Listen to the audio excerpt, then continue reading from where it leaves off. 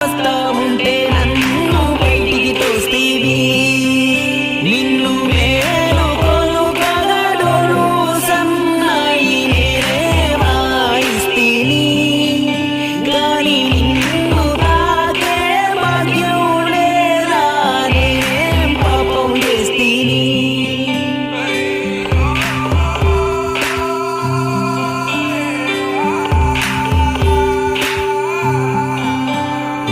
నడిచేప్పుడు నీ పాదాలు కందకుండా చేశాను నీకు చెప్పులు